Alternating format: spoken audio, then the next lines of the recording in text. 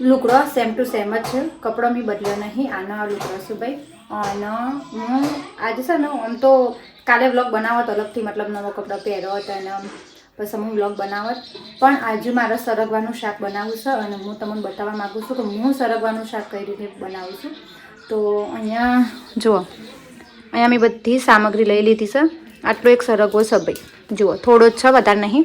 એ જોઉં છું હારી હારી હશે ને એ એટલી કાઢે, બાકી રવા દે. અને અહીંયા થોડી એક ડુંગળી, ટમેટા અને લસણ ને એવું બધું મેં લઈ લીધું છે. તો આ બધાનું મસ્ત હું સમારી લઉં, જેનું જેનું કટિંગ કરવું પડશે. હું તમને મારી રીતથી બતાવું છું. યુટ્યુબમાં ઘણી બધી રેસીપીઓ છે સરગવાની, પણ હું અમારા તો પણ મમ્મી ઓને સમકઈને બનાવું છું ને, મને જે રીતે હું શીખીશું તો એ જ રીતે હું સરગવાનું શાક બનાવવાની છું. તમે લોકો તૈયાર થઈ જાઓ મારા હાથનું સરગવાનું શાક જોવા માટે. હા તો જુઓ, વાયકણમી ટમેટો, ડુંગળી અને આયરું પછી લસણ જુઓ. તો આ બધાનું હું ભેગું જ કાપી દીધું છે ને, આવતી મોટી સાઇઝમાં કાપી છે, કારણ કે હું આ બધાની ગ્રેવી બનાવવાની છું. મિક્સમાં જ બનાવી દે, અલગ કરવાની નહીં. તો અલ્પેશને કહું ના, સોરી હા, તો આની આપણે મિક્સરમાં આની મસ્ત ગ્રેવી કાઢી દઈએ. સરગવાનું શાક બનાવવા માટે આપણે જે જે સામગ્રી જોવે છે, તો સૌથી પહેલાં અહીંયા મેં લીધું છે તેલ. અહીંયા લઈ લીધા છે બધા મસાલા, જ્યારે કે મરચું, હળદર, ધાણા જીરું પાવડર, હિંગ, રાઈ અને મીઠું. અને આ આપણે જે જો અહીંયા મેં પેસ્ટ તૈયાર કરી છે બરાબર. અહીંયા મેં ડુંગળી, ટમેટા અને લસણની અહીંયા મેં પેસ્ટ તૈયાર કરી હ. આમ તો મરચાં હોત તો વધારે સ્વાદ આવત, પણ મારા જોડે મરચાં નહોતા, એટલા માટે પછી મેં ખાલી ડુંગળી, ટમેટા અને લસણની પેસ્ટ બનાવી છે. અહીંયા થોડો એક બેસન લઈ લીધું છે, કારણ કે આપણે થોડો રસો ઘટ કરવો હશે ને તો એના માટે. અને અહીંયા મેં લઈ લીધા સરગવાની હેગોન મેં આવી રીતે કાપી, જુઓ આવી રીતે કાપી લેવાની. અને અહીંયા વઘાર કરવા માટે મીઠી લીમડીના પાના, આ છે તેજપત્તા અને આ રહ્યા પેલા લાકડા તજ કહેવાય હે ને, તો આ તજ શું આપણે શાક બનાવવાનું છે એના માટે મેં આવું કોઈક તપેલું લીધું છે. તો હવે આપણે વઘાર સ્ટાર્ટ કરીએ. 2 થી 3 ચમચી આપણે અહીંયા તેલ નાખશું ભાઈ. હવે નાખશું ભાઈ રાઈ નાખશું, મીઠી લીમડીના પાંદા, આ તેજપત્તું અને હિંગ લઈ લીધી છે, એના પણ અંદર નાખી દેવાનું. થોડું એક ચડી જાય એટલે ભાઈ આપણે જે આ પેસ્ટ બનાવી હતી એ અંદર નાખી દેવાની છે ડાયરેક્ટ.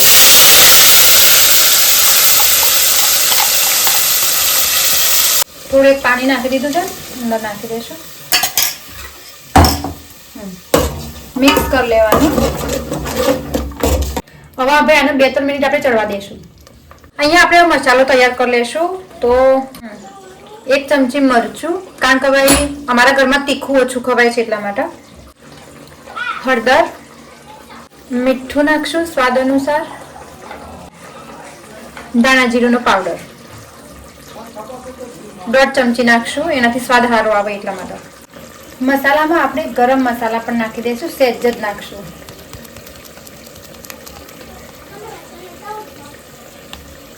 ખાલી ટેસ્ટ માટે જ. પાણી નાખશું અને મિક્સ કરી લેશું આનું. ઓકે, તો આપણો મસાલો આવી રીતે મેં તૈયાર કરી લીધો છે. હવે આ ચડવા આવ્યું છે ભાઈ.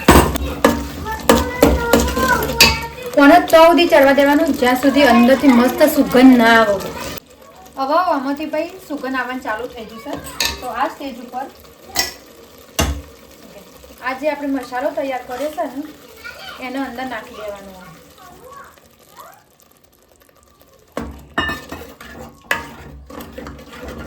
કોક આવું તૈયાર થઈ છે. હવે આમાંથી પછી જ્યાં સુધી તેલ છૂટું ના પડે ને ત્યાં સુધી આનું ચડવા દેવાનું છે ધીમા તાપે અને ઢોકી દઈશું. અને ડીશ ઉપર હું અહીંયા થોડું એક પાણી નાખું છું, થોડો એક રસો કરવા માટે, મતલબ ગ્રેવી કરવા માટે. અહીંયા પાણી ગરમ ઓટોમેટિક થઈ જશે. અહીંયા હું હવે આ બેસનનું પલાળું છું. રસો જાડો કરવો છે એટલા માટે આપણે બેસનનો ઉપયોગ કરશું. તો અહીંયા 1 થી 2 ચમચી જેટલું બેસન પલાળી લેશું. નોર્મલી હું કહું તો હું બેસનનો ઉપયોગ નહીં કરતી, પણ વાયકણ મેં એવું સાંભળ્યું કે સરગવાના શાકમાં બેસન નાખવાથી રસો જાડો અને ગ્રેવી વધારે મસ્ત થાય છે. તો હું પહેલી વખત ટ્રાય કરું છું બેસનનો મતલબ નાખવાની ટ્રાય કરું છું. તો આવી રીતે બસ મેં લઈ લીધું છે અને એકદમ પલાળી લેશું. થોડા પણ દોણા રવાના જેવું એકદમ મસ્ત પેસ્ટ જેવું બની જવું જોઈએ. તો બસ પહેલાં આને પલાળી લઉં. એની કಡೆ આપણું અહીંયા શાક મસાલો ચડશે. આપણી તો ભાઈ પહેલાંથી એક ટેવ છે કે રસોડું બનાવતા મને ગંધાતું આજુબાજુ પડી રહ્યો ને મને બિલકુલ ગમતું નહીં. તો ભેગું મેં અહીંયા જો રસોડું ભેગું મેં સાફ કરી દીધું છે. અને અહીંયા મેં મારું મોબાઈલનું સ્ટેન્ડ મૂક્યું હોય મતલબ વિડીયો બનાવવા માટે. આ જુઓ છોકરો રમે છે ભાઈ. તમે કોનાન નવરાયા ના તમે? ના ઠંડી ના નહીં. ઠંડી લાગે કોનાન? પણ આમ તો ઉનાળો આવ્યો. પણ ઠંડા પણ હવાઈ નવરાઈ દેવાનું. તમે તો આવતો જ છો ને કોનાન સવારે વહેલા નવરાવા. ઉઠી જાઓ તો હવે તમે ઉઠો છે તો યન મમ્મી નહીં ઉઠવા દે તો હે ને? તમે વહેલા નહીં ઉઠતા? એમ પપ્પા ઉઠો ને તારનું ઉઠું થઈ જાઓ.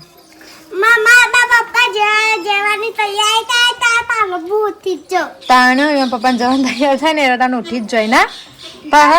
બસ મમ્મી ઊંઘાડ દે. હા પણ મમ્મી ઊંઘાડ દે ઈવન ભાઈ એટલી. તો આ જુઓ હા તો બસ આ મારું સ્ટેન્ડ છે ઊંચું મૂકવા માટે પછી આજે ડબ્બો મૂક્યો છે ભાઈ.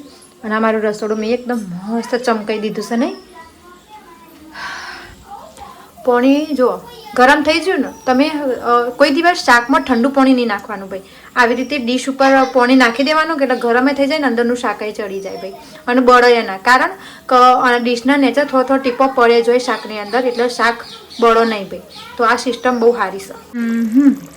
જુઓ તેલ એકદમ મસ્ત છૂટું પડી ગયું છે ભાઈ. એકદમ સરસ છૂટું પડી ગયું છે. અને આપણી ગ્રેવી પણ આવી તૈયાર થઈ છે. બેસનનું જે આપણે ઘોલ બનાવ્યો તો ને એ જુઓ આ જુઓ. તો આવાનું થોડું એક જ નાખશું ભાઈ વધારે નહીં નાખીએ. મીડિયમ નાખી દઈએ બસ. ફરીથી મિક્સ કરી લેશું. હવે જે આ સરગવાની હેગો છે ને એ ભાઈ અંદર નાખી દેવાની છે બધી.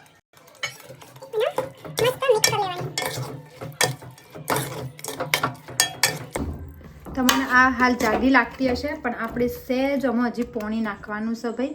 તો એટલા માટે આનું આમનો ચરવા દઈશું. આવું હરગવાની હેગો તો નાખી દીધી છે પણ છે એવું ખબર છે એને કેટલી મિનિટ 5 મિનિટ સુધી આપણે અંદર મસાલા ભેગું એને ચડવા દઈશું. એટલે જેટલો પણ મસાલાનો સ્વાદ છે ને સરગવાની હેગોમાં ભાઈ આવી જાય. પણ એક વસ્તુ થઈ જાય જ્યારે હું હણસીથી થાળી ભાઈ ઉતારતી હતી તો પાણી બધું ઢોળી ગયું. બરાબર શાકની અંદર નહોતું ઢોળવાનું બાઈને ઢોળાઈ ગયું. શું થયું આ હણસી ભાઈ જોજો આવી હણસેથી તે હટસી જાય ભાઈ મારા હાથેથી આમ પડી જાય. તે બધું પાણી થઈ ગયું હતું. પાછું સાફ કરી દીધું છે. તો અલગ મેં પાછું આવી રીતે અલગ પાણી મૂક્યા પણ મૂકવું ના પડે. થાળીની અંદર ગરમ થઈ જાય પણ મારાથી ઢોળાઈ ગયું એટલા માટે ભાઈ આવું થાય છે. એ તો કેમ હું બરી ના તે સારું થયું નકર હાથ બરી જોત મારું. હા જુઓ ભાઈ ખૂબ ગ્રેવી ચડી અને એટલી ઘટ્ટ ગ્રેવી થઈ ગઈ છે તમે જુઓ.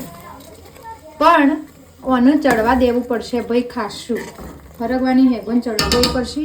તો હવે આમાં આપણે નાખશું પાણી. આ ડીશવાળું પાણી યુઝ કરશું. નાખી દેવાનું નાખી દઈશું.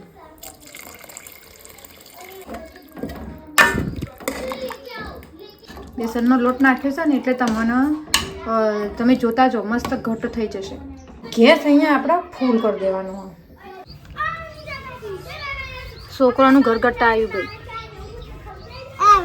ఇక్కడ મિક્સર છે આ હુआ ટીવી તાને માઇક્રોવેવ ઓકે ભાઈ આર્યું માઇક્રોવેવ હ. તો કણી મને વાસણ મૂકવાનું ગોરો ગ્લાસ બસ વાટકાસ આ બાજુ જરા વાસણ છે ડીશોસ આ બધું આ પીવું બનનું હ. પેલ ભાજી ને જા પૈસા નહીં. અને ઓય જુઓ આ ઓય ખાશો બધો ભાઈ આ ગેસ સહીવાનો ગેસ પેલ બાદ શાકર મૂક્યું સહી હોય તો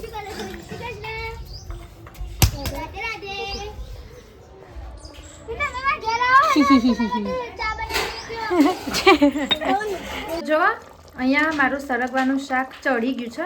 પણ જો રસો મેં કંઈક આવો રાખ્યો છે. હું બહુ કોરું શાક નહીં કરતી ભાઈ. કારણ કે પછી એકદમ કોરું મજા આવે, પણ મેં થોડું ગ્રેવીવાળું આવું જ રાખ્યું જુઓ. હા હા આ જુઓ ભાઈ, એકદમ મસ્ત ગ્રેવીવાળું સરગવાની શાકનું સરગવાનું શાક તૈયાર છે. જુઓ મસ્ત તૈયાર થઈ જશે મારું શાક. ચલો બધું બની ગયું, સબ્જી બની ગઈ. હવે રોટલી બાકી છે તે હું લોટ બાંધું અને રોટલી કરીએ. અને કાલે ભાઈ મારે જવું છે ઘેર, મમ્મી પપ્પાના ઘરે જઉં છું હું ને અલ્પેશ બે જણો ભાઈ કાલે ઘેર જઈશું, મહર જવાના છીએ. અને બસ કહેજો મને, અને તમે લોકો મને કમેન્ટમાં કહેજો કે તમને મારું આ સરગવાનું શાક જે મેં બનાવી એની રેસીપી કેવી લાગી હો ને. અને આ વ્લોગને આપણે કન્ટિન્યુ કરશું કદાચ મે બી.